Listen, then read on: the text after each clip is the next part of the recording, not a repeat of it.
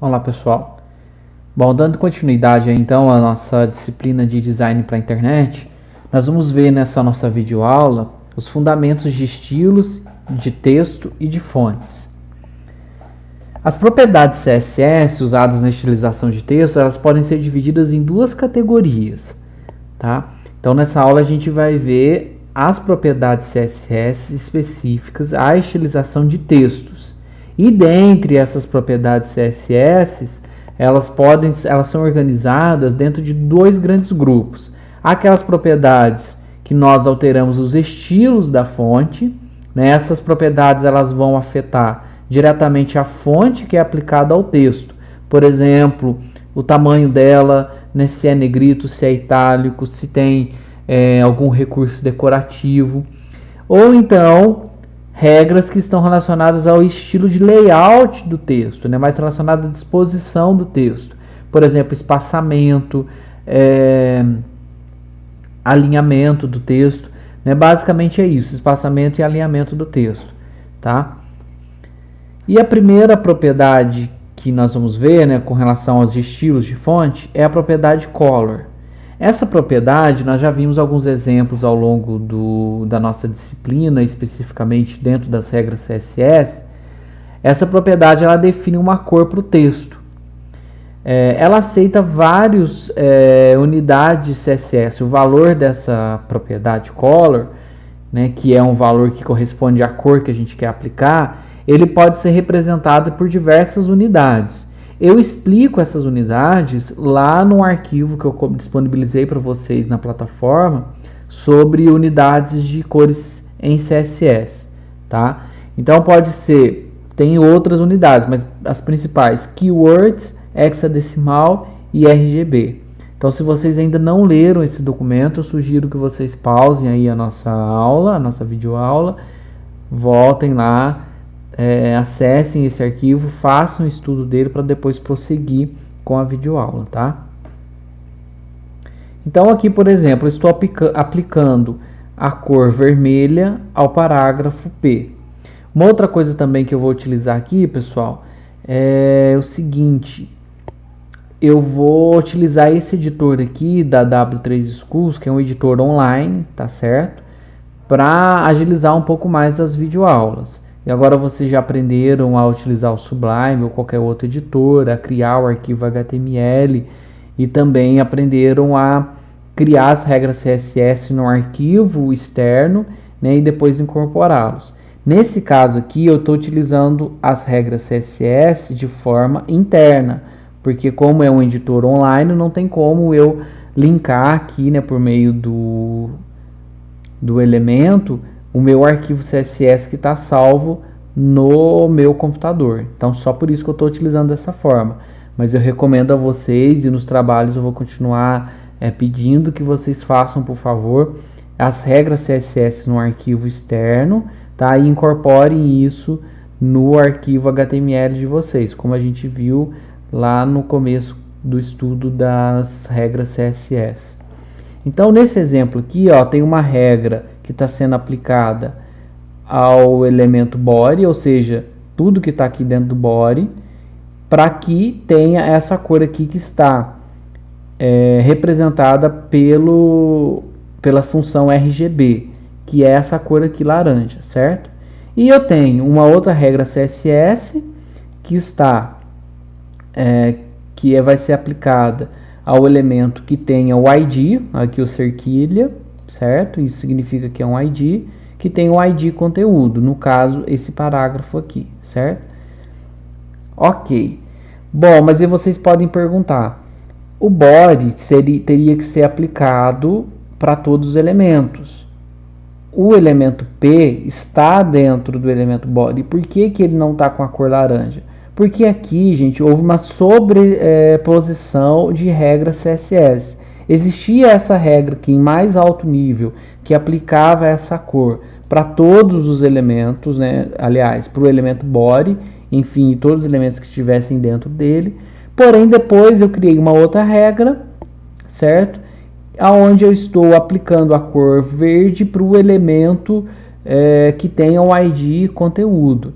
Então, essa regra sobrescreveu essa daqui. Porém, se eu tirar essa regra aqui, se eu apagar e mandar atualizar, tá vendo? Ficou tudo com a cor aqui de cima, que é essa cor meio alaranjada aqui, representada pela função RGB, tá? Então aqui houve uma sobreposição de regras CSS. Ok? A outra forma de representar é por meio de uma representação hexadecimal. Por exemplo, aqui vou colocar branco.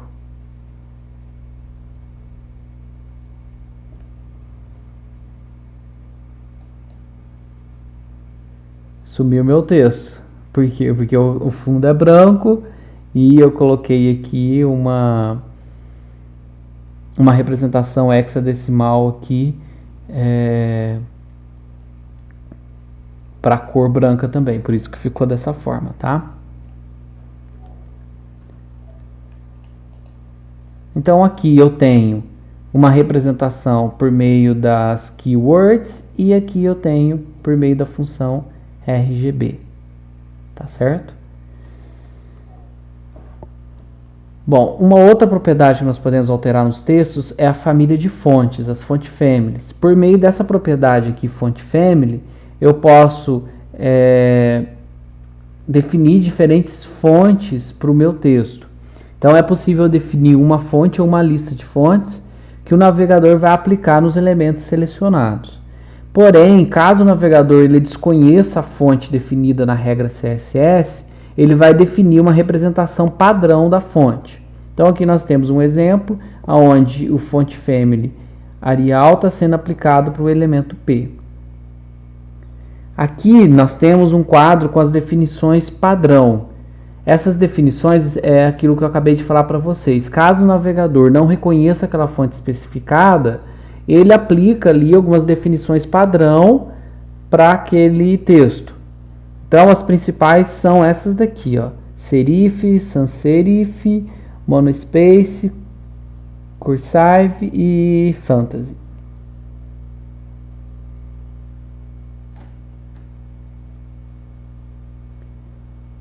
Fontes web seguras. Existem algumas fontes, né, as chamadas web safe fonts, que são válidas em praticamente todos os sistemas e navegadores, e por isso é recomendável que utilize elas. Existe uma lista que é atualizada de tempos em tempos e que sugere algumas fontes seguras para serem usadas. Por que são chamadas fontes seguras? Porque certamente se você utilizar essa fonte, ela vai ser renderizada em qualquer versão, em qualquer navegador e qualquer versão de navegador, certo?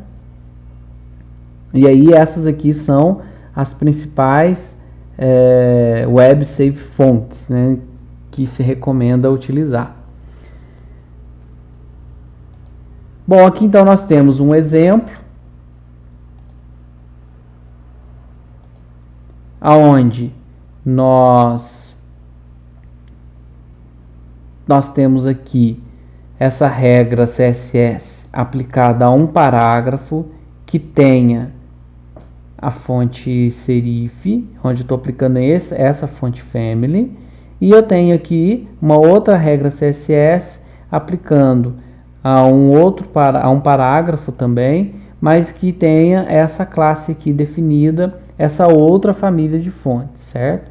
E aqui nós vemos perfeitamente a diferença de fontes de cada uma dessas famílias. Agora, uma outra coisa que eu queria mostrar aqui para vocês, que não está diretamente relacionada à questão da propriedade fonte family, mas eu queria que vocês observassem é o seguinte: nós vimos lá que existem, uma das formas de eu criar um seletor é por meio da classe. Geralmente a gente criava a classe ponto, né, eu colocava ponto e o nome da classe. Por que aqui eu estou utilizando o elemento ponto a classe? Se eu fizer dessa forma aqui, essa regra ela vai ser aplicada somente a um elemento P que tenha essa classe aqui definida. Só para mostrar para vocês, ó, eu vou colocar aqui a propriedade color.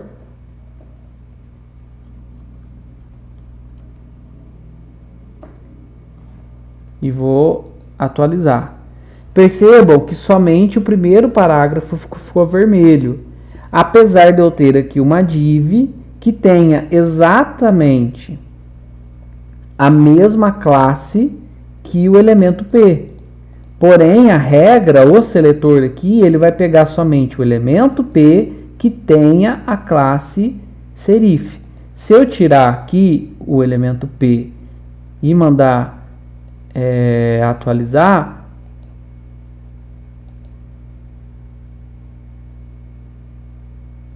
opa, ficou faltando aqui o ponto. O que acontece? Tanto o elemento P quanto o elemento div ficaram com a mesma configuração do font family e com a cor vermelha, porque o seletor aqui ficou para qualquer elemento que tenha a classe serif. Agora, se eu voltar da forma que estava e colocar o P, significa que o seletor vai pegar somente os elementos P que contém a classe serif. Logo, essa div aqui, ela deixou de fazer parte da seleção da minha regra CSS. Tá? Só aí, meio que relembrando aí o conteúdo da nossa aula daquele dia. Aqui nós temos um exemplo de uma font family. Bom, uma outra propriedade que a gente pode alterar é a font size, que está relacionada ao tamanho da minha fonte. As unidades mais comuns para atribuição de valores à referida propriedade são pixels, o número de pixels que se deseja que o texto tenha. É uma unidade absoluta, ou seja, o resultado final será o mesmo em qualquer situação. A outra forma de representar o valor do font size é por meio do EM. O que é o EM? O EM é uma medida onde um EM é igual ao font size definido no elemento pi do elemento corrente que estamos estilizando. O uso da unidade EM é bastante interessante do ponto de vista da manutenção. Esse tipo de unidade, ele não é absoluto. Ele vai depender do tamanho da fonte que foi definida no elemento pi, tá? Então, se o elemento pi, por exemplo, ele tem, vamos imaginar lá, 16 pixels, e eu coloco que o meu elemento, um elemento qualquer, que é filho desse elemento pi, e eu coloco que ele tem 1.5 em, qual que vai ser o tamanho desse elemento em pixels? Vai ser 1.5 vezes 16 pixels. Esse que vai ser o tamanho dele. Então, quando você coloca essa unidade, ela sempre vai ser proporcional, ela vai ter um efeito em cascata. Se eu aumentar o tamanho do elemento pi, automaticamente os elementos subordinados também vão ter o seu tamanho alterado. Não é um valor absoluto, certo? Por isso que é interessante do ponto de vista da manutenção. Se eu quero alterar todo o texto, o tamanho do texto de uma forma global no meu site, basta eu alterar lá o tamanho do elemento raiz, né, o elemento que está mais acima na minha hierarquia, né, o elemento pi, automaticamente todos os outros elementos vão ter a sua propriedade font size alteradas, porque esses elementos definem, como eu estou utilizando aqui a unidade de medida EM, e essa unidade ela toma como referência para definir o seu tamanho, o tamanho do seu pi. E o REM, que funciona de maneira parecida com o EM. Entretanto, um REM é igual ao font size definido no elemento root do documento, ou seja, o HTML, não de seu pi. Né? Porém, essa unidade REM ela não é suportada pelos navegadores Internet Explorer 8 e abaixo. Então, como eu disse para vocês, o tamanho da fonte de um elemento ele é herdado de seu pi. Assim, por padrão, todos herdam o valor padrão que o navegador define para o elemento HTML, por exemplo, que é 16 pixels. Então, se eu não altero nada, se eu não defino nenhum valor para o meu elemento, todo elemento HTML vai ter um valor aí de 16 pixels. Então, dessa forma, olha o exemplo para vocês verem. Um parágrafo ou outro elemento qualquer que não tem o seu font size definido. Eu não criei nenhum font size na minha regra CSS. Dentro do elemento root, ele vai ter 16 pixels. Outros elementos podem ter valores padrão diferentes, como H1, que possui 2 EMs, ou seja, 32 pixels. Por quê? 2 vezes 16 pixels, certo? Então, antes aqui até de ir para o próximo assunto, vamos voltar aqui para esse nosso exemplo. E vamos fazer o seguinte, vamos colocar aqui um font size.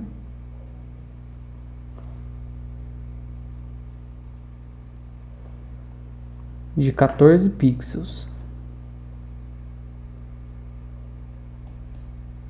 Aí ficou menorzinho, certo? Ele ficou menor.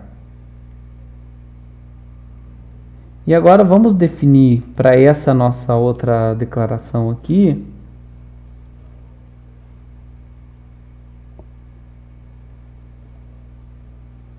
um font size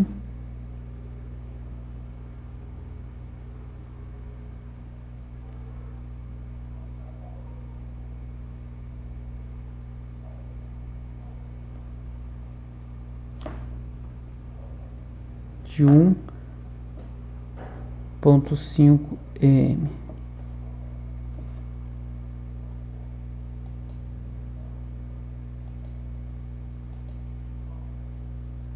Certo? Então aqui ele ficou bem maior. Se eu tirar esse font size aqui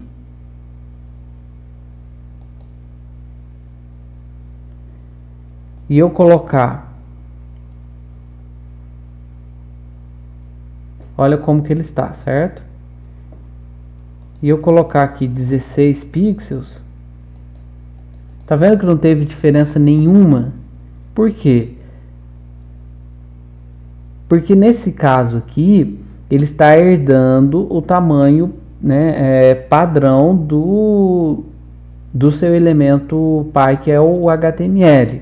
Então, por padrão, ele já tem 16 pixels, aquilo que eu havia comentado para vocês. Porém, se eu colocar aqui, deixa eu ver, eu acho que é 1.5 vezes 16, tá?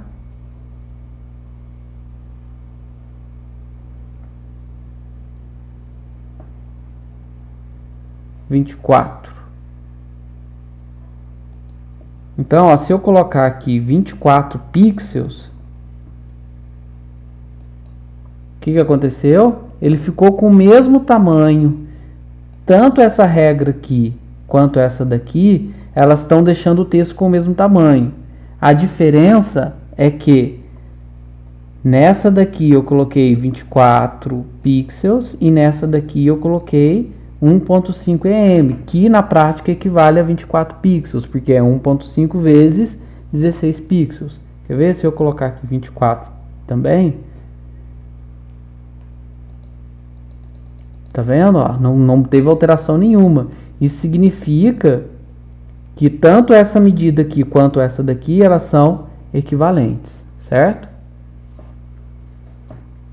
E nós temos também o font style. A propriedade font style ela é utilizada para tornar o texto itálico ou não. Pode ter os seguintes valores: normal, define o texto como normal, sem itálico; italic, né, que define o texto a usar itálico na versão da fonte, se disponível; e oblique, que é a mesma coisa que o itálico, porém o texto terá uma versão simulada de uma fonte itálica. Só para a gente fazer um teste aqui rapidamente, eu vou colocar aqui font style.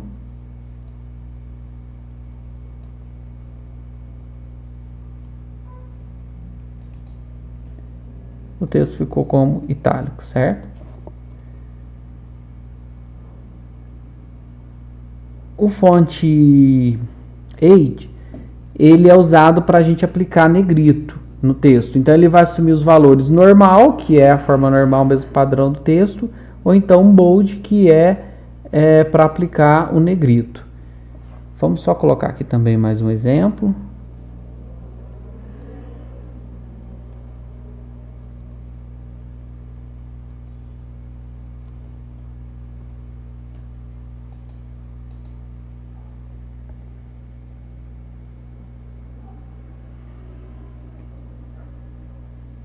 aqui na verdade é G.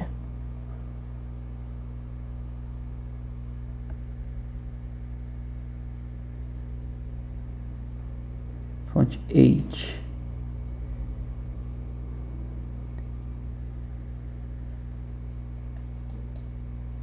Eita.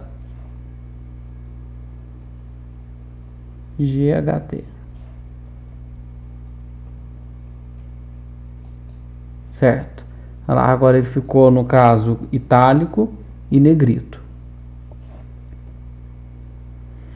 A outra propriedade que nós podemos também alterar é a propriedade Text Transform, que ela permite a transformação visual do texto. E os possíveis valores são none, né, que previne qualquer transformação, quer dizer, eu não quero nenhuma. Uppercase, ela vai colocar o texto todo em caixa alta, certo? Lowercase transforma o texto em caixa baixa. E a Capitalize coloca todas as primeiras linhas em caixa maiúscula. Então aqui tem um exemplo aqui. Então olha aqui só para vocês verem. Nessa primeira regra aqui, ela coloca todo o texto com letra maiúscula. Aqui, lowercase em minúsculo. E o Capitalize coloca as primeiras linhas em maiúsculo. As primeiras letras, perdão, em maiúsculo. Por fim, nós temos o Text Decoration. Nesse caso aqui, nós podemos colocar alguns estilos de decoração no texto. Por exemplo, aqui também tem o none, que eu não coloco nenhum efeito, né? Se tiver algum efeito, quando eu coloco o none, ele retira. Underline, ele vai inserir uma linha abaixo do texto. Overline, insere uma linha acima. E line trough, taxa o texto com uma linha. Então, aqui para vocês verem, ó, cada um dos exemplos, certo? Overline, o Text Decoration, Line Trough e o Text Decoration Underline, certo?